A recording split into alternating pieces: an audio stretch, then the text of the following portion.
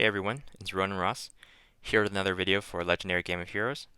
This video is part of my Guild Wars strategy series, and this is an advanced strategy for Dark Attacker teams against Light Defender teams. The deck that I'm showcasing here comprises of the Freedom Fighter's Ultimate Form, the Bio Blitzer, the Master Collection card from that deck. I have the Xenoscourge Dragoon, and I specialize it as a god, so it has the same abilities as Hell, which is a Generation 2 Dark Slayer. I have the Spirits United Ultimate Form. It is 3 pink stars, but that just gives me more attack. And I have the shiny Kadek the Golem Master Collection card. For relics, I'm using the Companion's Bow, the Underworld Companion, 2 of them. So those are the relics from the Spirits United deck. The Blaster Master, which goes with the Freedom Fighters. And very importantly, I'm using the Lance of the Endless. I have it at 4 stars. It's okay if you have it at 3 stars. 3 stars is really all you need for this deck. And that's because the 3-star Lance of the Endless relic gives you this power called Endless Power, which says every relic that creates dark power gems creates 1 more.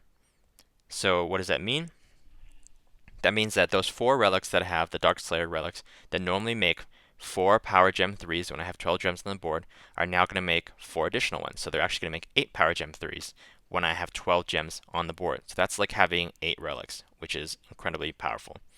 So I'll be talking about some substitution that you can use instead of these cards. But first, let's just hop into this battle, and I'll show you the sequence that I used for this deck.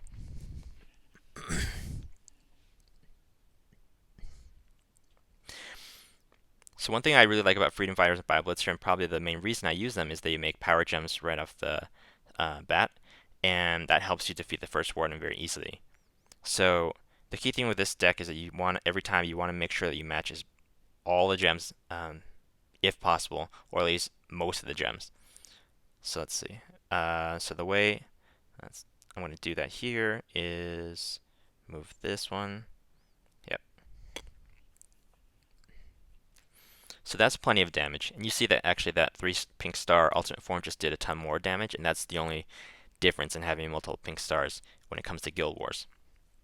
Okay, so now the sequence here is going to be you're going to use the Freedom Fighters Ultimate Form or Bio Blitzer and Xenoscourge, and then every time you're going to use Spirits United and Kadek Golem. Okay, so here I'm going to use the Freedom Fighters Ultimate Form,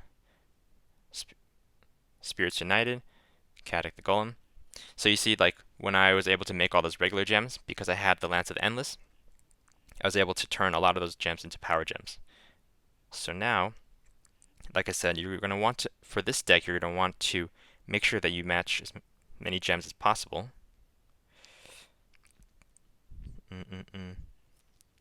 Okay, so always look at the corners, because that's usually where you're going to possibly miss some gems. So I'm going to do it like this. So I did miss 1 regular gem, but I got all the power gems, so that gives me enough damage to defeat this warden. Being able to match all the gems on the board takes some practice, but because there's no timer, there's no rush, and you can definitely take your time to analyze where all the gems are and what's the best first move to make so that you can grab all the gems possible. So, like I said, here we're going to use Bio Blitzer and Xenoscourge. It's okay that you don't have 4 power gem 4s on the board, because that's not why we're using this card. We're using it mainly because it does make 6 power gems. And that's a lot because that gets you very close to making the 12. And you see here I do Spirits United, and all of them already turn into power gems. And then I use Kadek the Golem, and I have plenty of power gems on the board. And again, I want to make sure I match as many of the gems as possible. So I'm just taking a quick look to see where are the trouble gems. And there we go.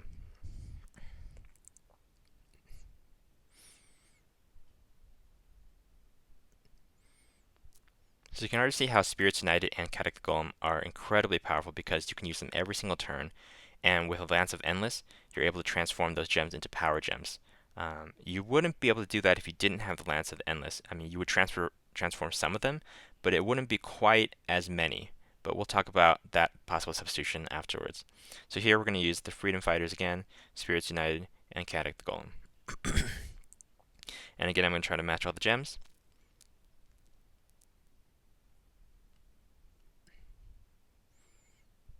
And this will defeat this warden. Now, see on the final turn, what happens is that, because that's exactly 4 turns after the first turn, the Freedom Fighters and BioBlitzer make these passive gems every 4 turns. So on the starting turn and now on the final warden. This is assuming you've only taken 1 turn per warden. So that makes this turn very easily because after adding BioBlitzer, that's already plenty of gems. And again, Lance of Endless will transform those gems. And now all I have to do is make the final match, and then you'll be able to defeat this final warden. So that's basically how I use this deck. You can see I was able to kill a very powerful team with max cudgels. I don't know if his final yet. So he has all Ascended Wardens. And even with the newer Wardens, you're definitely going to be able to use this deck and still win. So let's just quickly talk about, this is my preferred deck. Now you don't have to use Xenoscourge as a leader, but I would either use Xenoscourge, or I would think about maybe the new Dark Warden, Dark Dragoon that just dropped from this past event, which is the Mizu Enraged New. And he basically has the same ability as the Spirits United cards. So he, at 6-star, would be like Hearn the Huntress, the main event card from that deck.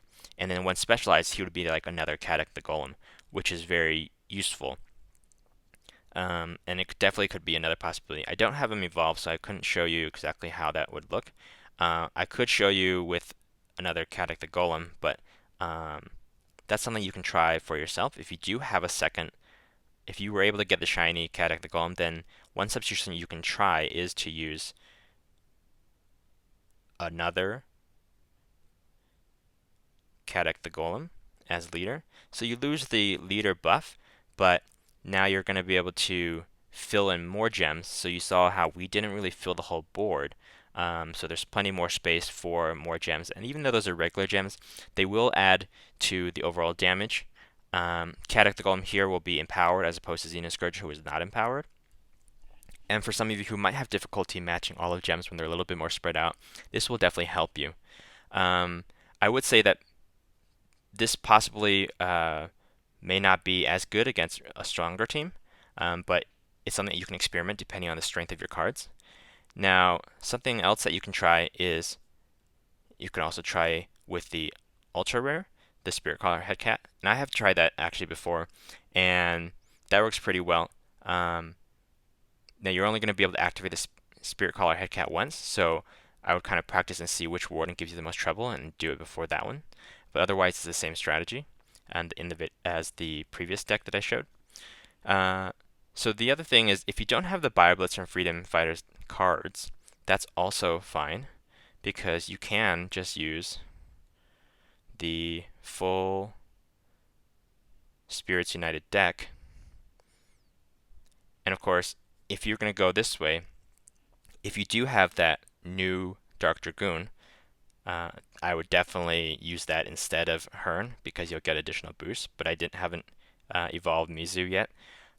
So here, then obviously you would hopefully have 4 relics. Now if you don't have 4 relics, it's something you need to think about, because if you don't have 4 relics that work for the Spirits United, then you're not getting the full potential with the Lance of Endless, because Lance of Endless only doubles whatever you're using. So if I did the deck like this, I'm actually only going to get 6 Power Gem 3s from these relics. Now that's still more than 4, but definitely not as good as 8. So that's something to consider. And so, for example, you might want to use a different Dark Slayer card that you do have a relic or 2 for. But here I do have those relics from that deck, so I can use this deck like this. Now, this setup will not defeat this guy's first warden, just because, like I said before, BioBlitzer, Freedom Fighters, they're incredible because they produce power gems in the first turn, but It's a little much harder for this one to work, even though they're all pretty powerful. You'll see, because I don't make enough gems on the first turn, and I don't have any cards in here that can revive, and I don't have a 5-star Lance of the Endless, so that won't revive me either. See, like I'm just barely short of being able to defeat him. Okay, so things to think about are how strong the opponent is. Of course, that's why you practice, so you can see if this is an appropriate opponent for you. So if his first card was any of the last three, if they were all the 30,000 ones, I'm sure I would be able to defeat them with this setup on the first turn, with these relics and with the Lance of the Endless, but not with how he has set up right now. Another thing that you can do, if you don't have, for example, so many Cataclysmic Golems, you can add in a revive card like the Dark Creature uh, that I thought I had. So there is a... Huh, I must have had it somewhere else. Well, there is a Dark Creature card that you can use that has revive, or you can even throw like Mondo in there. So the Crystal Phoenix is the one I'm thinking of, and he will let you revive the first turn. And what you can do actually is you can have that Dark Revive card. Let me actually show you somebody who has this deck. So you can have a deck like this, but instead of the Headcat the Summer, you could have the Crystal Phoenix, and that would allow you to revive the first turn, and then you could use the turn, and you would add a turn delay card. And with this deck, you can make enough gems to turn delay every turn. This deck would not be appropriate for that last guy we had who started off with counterattack. You would use a deck that has turn delay or revive for somebody who doesn't have like Gem Silence or counterattack in the first turn. So this would be another way to use the Spirits United deck plus the Lance of the Endless, which makes it super powerful, to be able to defeat light defender teams. So those are a couple different options that you can try depending on what combination of cards you have and whether you have the Lance of the Endless or not. If you don't have the Lance of the Endless, you can still try these combinations. They just won't be as powerful, and you won't be able to defeat as high of a power light defender teams. But if you have the Spirits United cards, they are very good for Guild Wars, and I would definitely highly recommend that you use them. So if you have any questions, you can drop a comment on this video, or try to find me in the game. My in-game name is Ronan Ross. Otherwise, throw me a like if you like the content of this video and you want to see more. And thank you for watching.